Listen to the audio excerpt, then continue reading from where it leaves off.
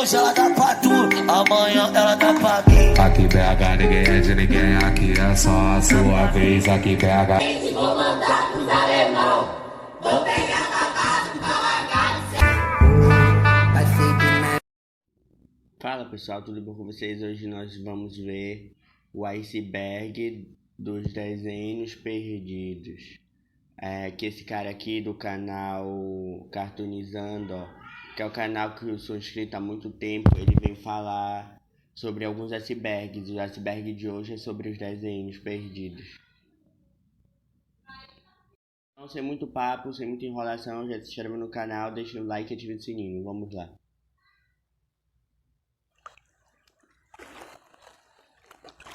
Nem perguntem. Acontece que eu queria fazer um lance com gelo por causa do iceberg, mas não deu certo. Não, entendi a piada. Luz de emergência ativada. Tá só água. Descongelou o gelo. Continuando. Todo mundo sabe como icebergs funcionam. Eu fiz 5 vídeos desse tipo aqui no canal. Mas nos últimos 2 eu Eu já falei sobre isso, vocês se lembram lá no começo do vídeo, sobre os icebergs que ele faz no fiz canal. questão de criar o meu próprio iceberg. Não só porque assim eu posso me diferenciar dos outros e fazer um conteúdo único, como eu posso escolher os mais interessantes e fazer o iceberg do jeito que eu quero. Então, ao invés de ser dos mais conhecidos até os menos conhecidos, vão ser dos mais interessantes e fazer o iceberg do jeito que eu quero. Então, ao invés de ser dos mais conhecidos até os menos conhecidos, vão ser dos menos interessantes até os mais interessantes. Porém, esse vídeo, se eu falasse de todas as histórias desses desenhos que eu queria falar sobre, então eu vou fazer algo diferente. De novo, ao invés de fazer vários em uma camada, eu vou fazer um por camada. Mas vou fazer mais vídeos no futuro se o vídeo fizer sucesso. Eu criei o meu iceberg usando vários outros icebergs e vídeos passados meus como base. Eu não usei nenhum da internet, porque eu falei de uma grande quantidade boa de alguns itens em outros vídeos, tipo a bruxa da Vila Sésamo, ou Johnny Quasar, ou astrologia com Lula Molusco. Então eu não quero ficar me repetindo. E a maioria envolve um monte de coisas não relacionadas a desenhos, tipo coisas de videogame ou vida real. Por isso, eu fiz um que só envolvia desenhos. E por último e mais importante, todas as fontes de pesquisa estarão na descrição caso queira procurar mais a respeito. Então, finalmente, sem mais delongas, vamos mergulhar nas águas escuras e frias do iceberg de desenhos perdidos.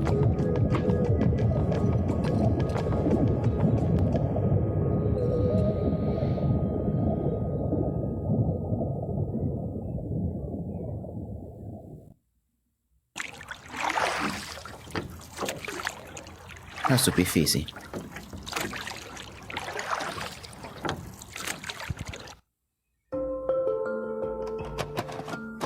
Duzentos e um.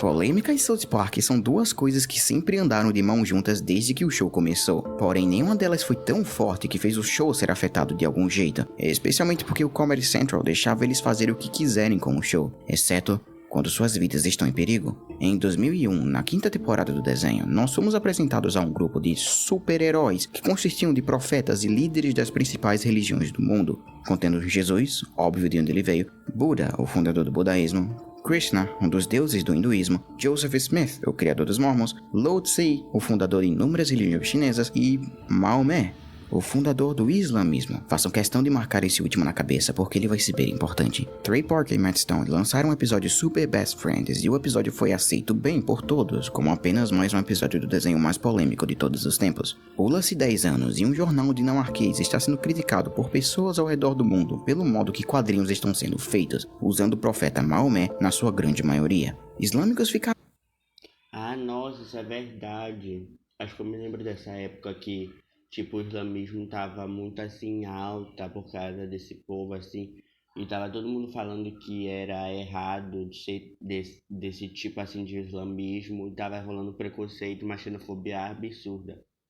Ofendidos com isso, porque sua religião tem uma regra muito forte sobre usar imagens do profeta, dizendo que é imoral e blasfêmia. Esse mesmo povo começou a ameaçar o jornal de atos de violência. Então, o canal Comedy Central resolveu que seria uma boa ideia censurar aquele episódio de 10 anos atrás. Por esse motivo, Trey e Matt começaram a escrever os episódios 200 e 201 como uma crítica à censura por violência, mostrando celebridades com raiva da cidade de South Park por ser a cidade que mais terá sarro de celebridades, e querendo pegar um tal de Gu de Maomé, porque esse profeta nunca fala do mal nas mídias justamente por medo de terrorismo. O problema é que o Comedy Central ficou com medo e impediu o South Park de lançar o episódio, a não ser que o censurem. E é por isso que no episódio final tem essa barra preta escrito censurado, que segundo os criadores foi uma decisão feita sem suas permissões. Outra fonte de censura foi o discurso final do episódio, que está dizendo que violência contra a liberdade de expressão é algo que pode ser feito, porque se você não gosta de algo, você tem o direito de violência contra esse algo. Obviamente é uma paródia sarcástica, e ironicamente o episódio foi censurado por medo de violência por parte do Comedy Central.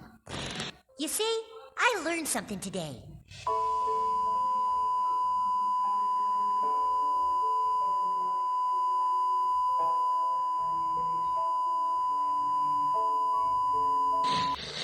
You see, I learned something today. Throughout this whole ordeal, we've all wanted to show things that we weren't allowed to show. But it wasn't because of some magic goo.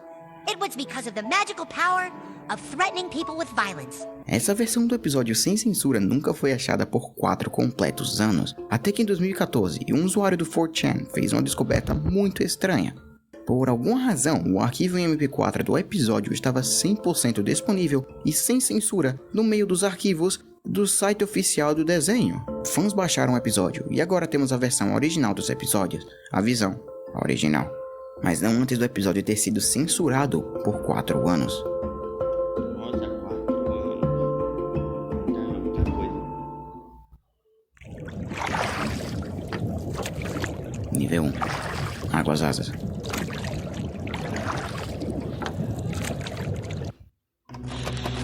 Crackmaster. Só dando uma pausa aqui pra você contextualizar, eu tô louquinho pra ver o que tem no fundo do mar, nas águas mais insondáveis. Por isso que eu tô assim ansioso. Eu quero ver logo. Nos anos 70, numa noite chuvosa, John E eu também não quero passar esse medo sozinho, vocês vão passar comigo. estava vendo Vila Sésamo na sua TV antiga e se deparou com um curta entre os fantoches do show que o deixou traumatizado. O curta, segundo sua memória, conta a história de uma menina que ia para um mundo de rachaduras, onde ele encontrava personagens bons que falavam sobre o mundo em que viviam. Durante a jornada, os personagens dão de cara com um monstro rachadura, um monstro feio e cheio de ódio que deixou John criança traumatizado. Por anos, essa mesma memória ficava o assombrando sem ele saber onde encontrar tal curta. Enquanto isso, em 2008, a cartunista Jennifer Bourne postou no seu blog a história de como ela lembrava de um curta que também a traumatizou, mas dessa vez com imagens. Esse post foi o suficiente para começar a primeira busca de um desenho que traumatizou uma pessoa jovem na internet, mas não a última. John Armond, do início da história, recebeu uma ligação de alguém que trabalhou dentro do show Vila Sésamo, dizendo que tinha a gravação do curta, mas não poderia compartilhar em público por medo de perder seu trabalho. Então, por 2 anos, o curta tinha sido achado, mas ninguém poderia o ver, a não ser quem tinha procurado primeiro. Die Kate, como é conhecido o fundador da Lost Media Wiki, continuou a procurar por anos esse curta, com uma versão original que não era proibida de ser lançada. Até que, em dezembro de 2013, 5 anos após o primeiro post de Jennifer e décadas depois de John ter sido traumatizado pela primeira vez, ele recebeu um e-mail anônimo simplesmente dizendo Cracks, ou rachaduras em português. E lá estava, a versão original do curta.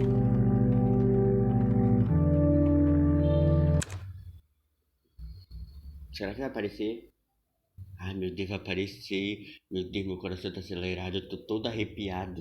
Meu Deus. Meu Deus, eu vou morrer. While laying in her bed, the cracks overhead more and more looked like a camel.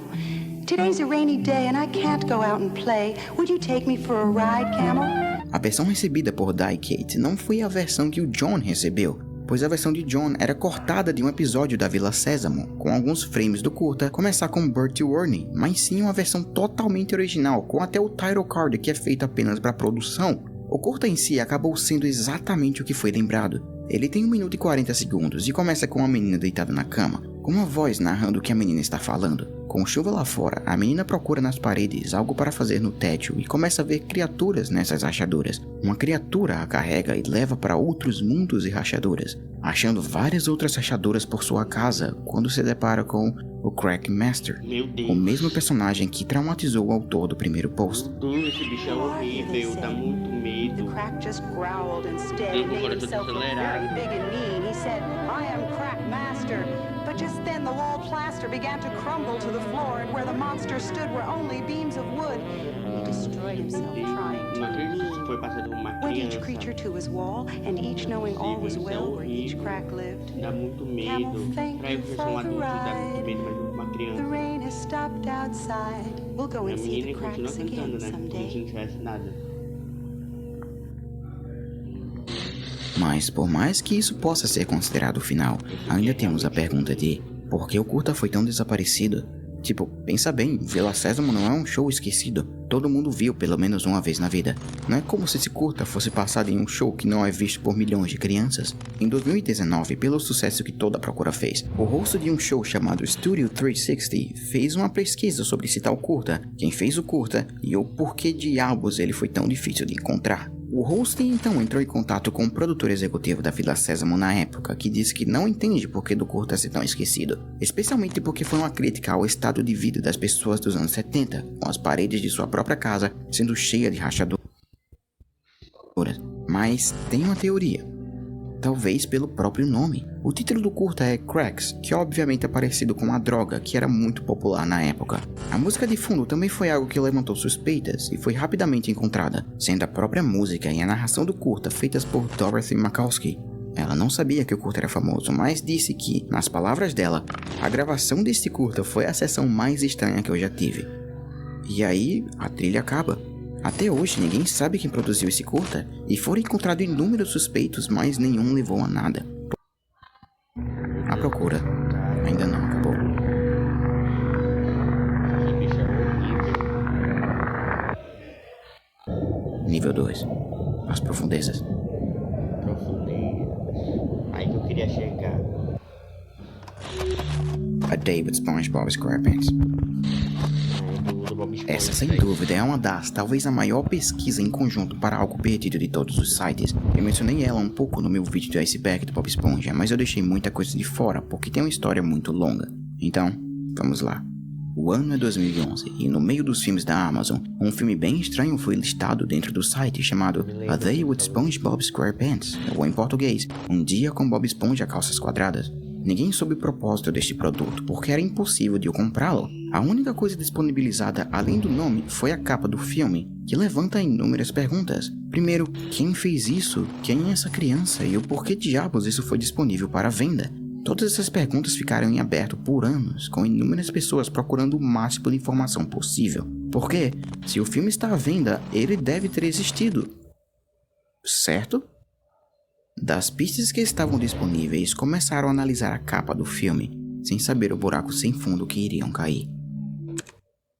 Embaixo da capa está escrito Unauthorized Mockumentary. Para quem não sabe, esse termo se refere a um filme ou série que foi feito com scripts, atores e tudo que faz uma produção de filme, um filme.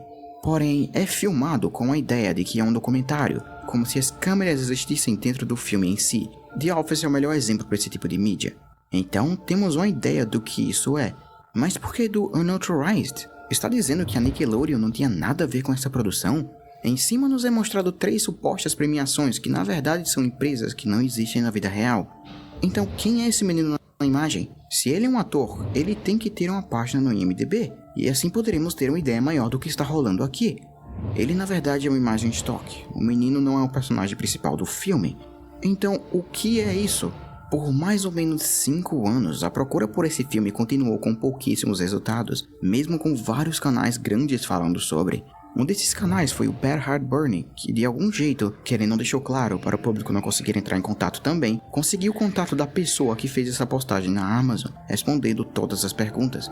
Mr. Orange, como ele escolheu ser chamado, revelou que esse foi um projeto que ele, junto de uma empresa que lança DVDs, teve a ideia de fazer um mockumentary sobre uma ideia que ele teve. O plot do filme seria como uma criança ganha um concurso onde ele iria passar o dia com a estrela do fundo do mar. Ele também respondeu inúmeras perguntas, como por que da capa ser tão estranha? O menino da estrela do fundo do mar. Ele também respondeu inúmeras perguntas, como por que da capa ser tão estranha? O menino da capa é uma imagem stock e os prêmios acima são falsos porque o filme nunca existiu para começo de história. A empresa Regal Films fez esse post porque estava querendo ter uma ideia se esse filme teria um público. Como dá pra ver com a imensa pesquisa sobre, sim, teve um público. O problema é que o filme seria feito sem a permissão da Nickelodeon e a empresa ficou com medo.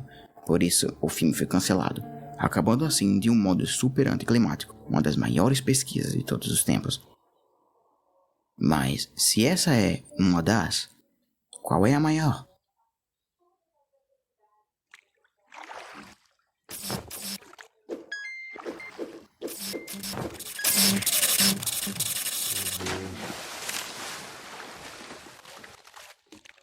Bom, para eu pagar as contas do hospital do MM, vou precisar de ajuda de vocês.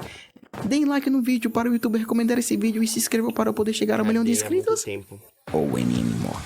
Mas antes de ir para as partes mais profundas e mais interessantes, vou dar uma pausa para falar de uma cena. A morte de Bing Bong. Inside Out, ou Divertidamente, continua sendo meu filme favorito da Pixar de todos os tempos. Eu amo os personagens, a animação e a mensagem do filme realmente me faz me identificar. É um filme incrível que, se você não viu, esse item vai ter um spoiler de uma cena muito importante do filme. Durante a cena mais triste do filme, nós damos adeus a um personagem tão gostável que é basicamente... Eu chorei nesse final. Se vocês não choraram, eu não sei. Mas eu, como ser humano que eu sou, chorei.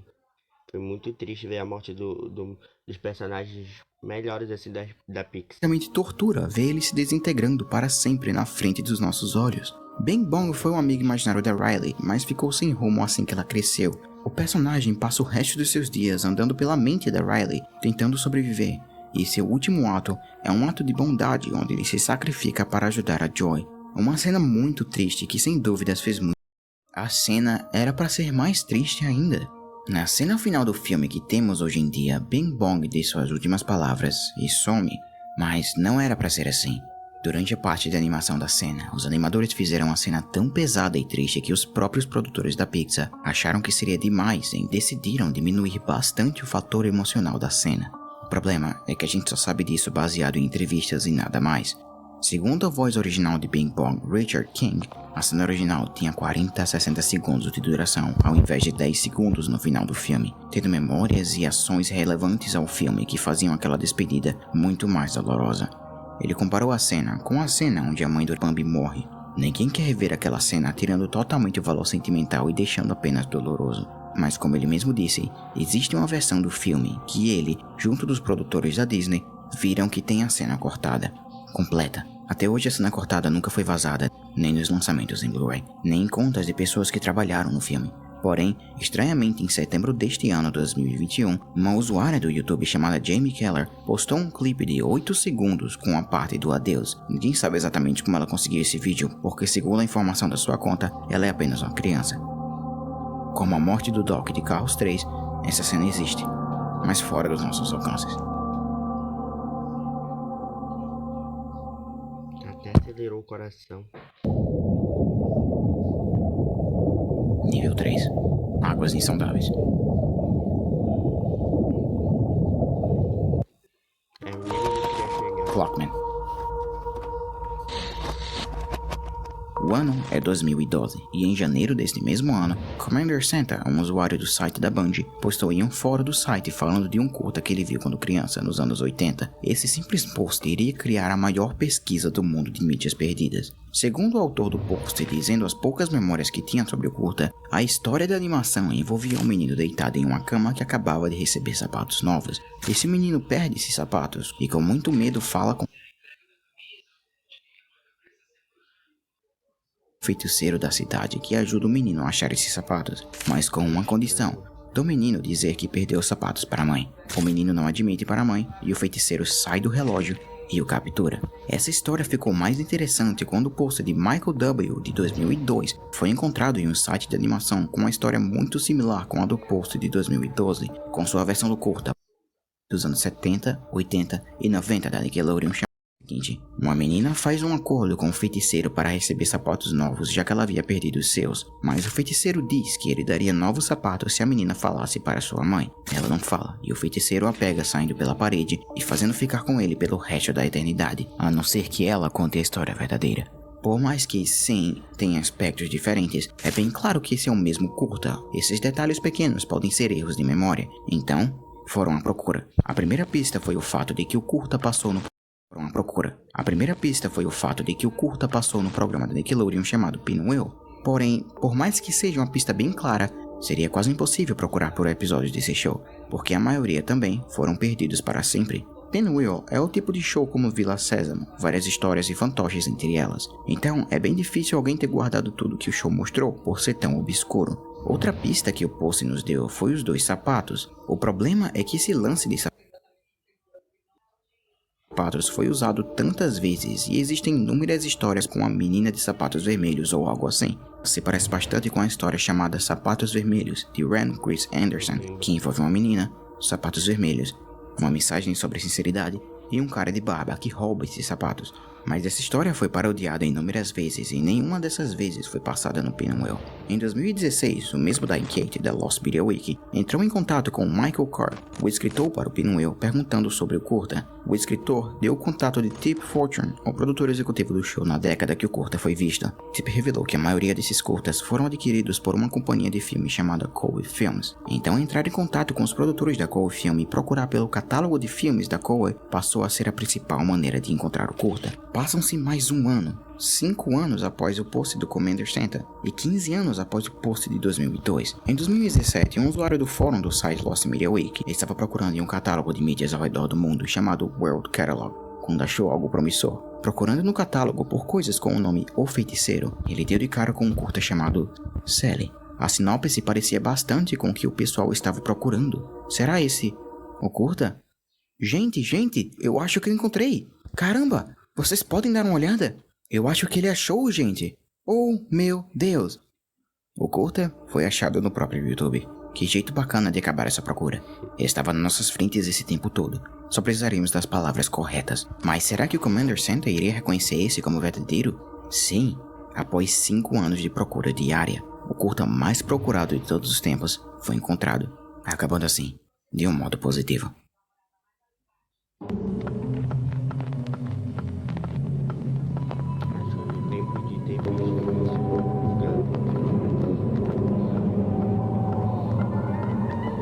O curta é realmente super bizarro, com os próprios personagens sendo estranhos e bizarros. O tipo de animação usado nesse curta se chama Clip Art Animation, quando você desenha alguns frames e poses e anima-os movendo, como South Park fez no piloto. Quando se tenta usar de um modo artístico como esse, você acaba deixando os personagens se movendo de um modo... O curta conta a história de uma menina chamada Sally, que é uma menina muito desastrada, com sua mãe dizendo para ela nunca perder nada. Durante uma manhã bonita, ela é dada um par de luvas que sua mãe disse para não usar enquanto brinca, porque poderá perdê-lo. Sally desobedece sua mãe e vai brincar, quando o pior acontece. Ela perdeu uma delas. Desesperada, ela vai falar com o feiticeiro da cidade, que é tão estranho quanto foi descrito. O feiticeiro diz que a menina precisa dizer à mãe o que houve, mas claro, ela não fala. Com medo, a menina fica esperando que o feiticeiro esqueça do acordo, fazer estrelas pela eternidade, caso ela não admita para sua mãe o que houve. Sally então acorda no outro dia dizendo exatamente o que houve, com o feiticeiro a olhando e ficando feliz por Sally ter sido honesta, acabando assim com a animação mais desconfortante que foi passada no Nickelodeon e perdida por décadas.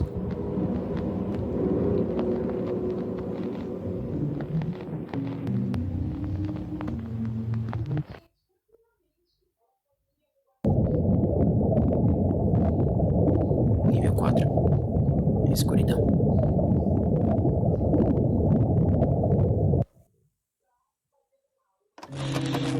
Mickey Mouse em Vietnã.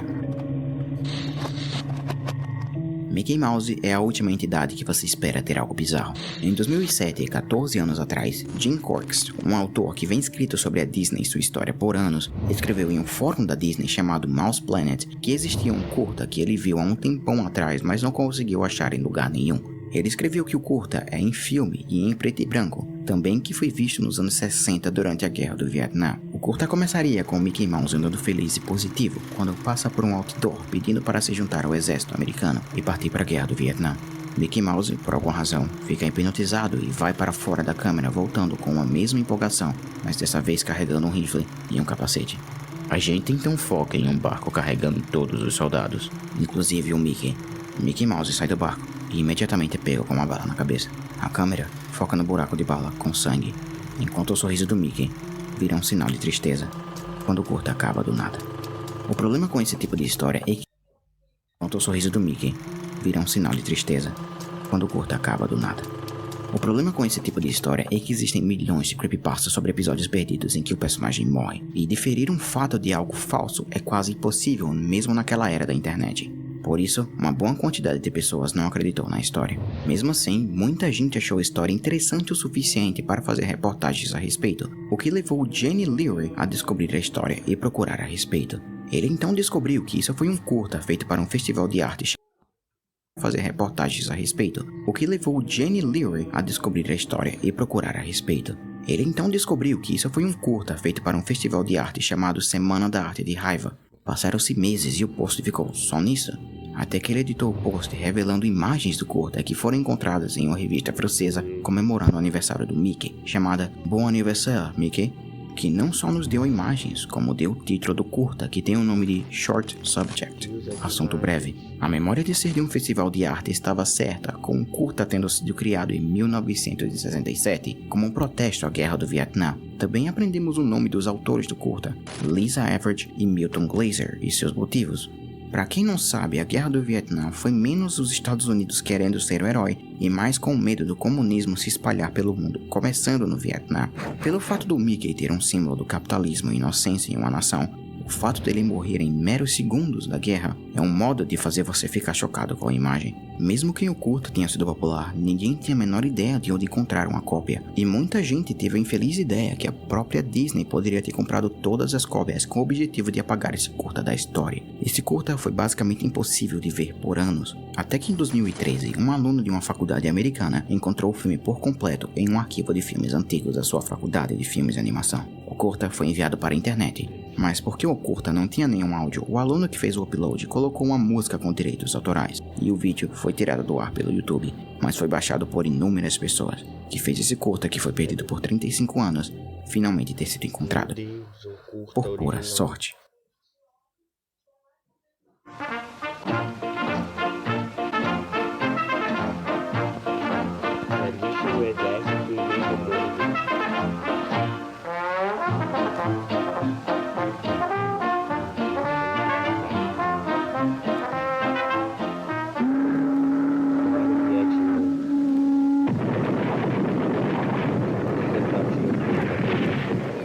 Vietnã, Red Zone.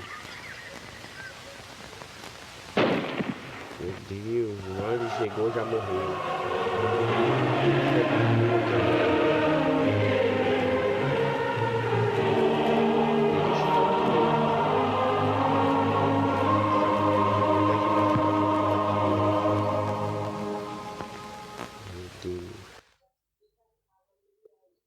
Eu ainda acho esse curta com uma mensagem muito coerente e relevante até hoje. A imagem de um personagem tão inocente e querido na época sendo morto na tela, junto de seu sorriso de otimismo sendo destruído, faz com que esse curta, por mais que não seja extremamente gráfico, seja um bom modo de explicar que qualquer pessoa pode morrer numa guerra.